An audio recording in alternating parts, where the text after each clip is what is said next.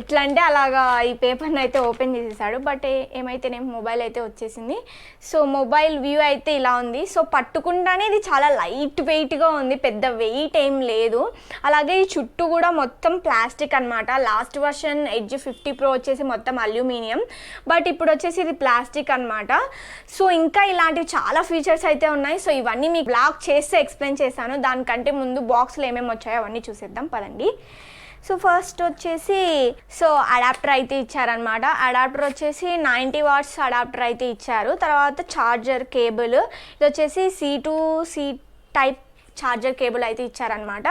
So ఇంకొక బాక్స్లో వచ్చేసి ఇది వచ్చేసి కొన్ని డాక్యుమెంట్స్ అయితే ఇచ్చారు. తర్వాత సిమ్ రిజిక్టర్ పిన్ కూడా ఇచ్చారనమాట.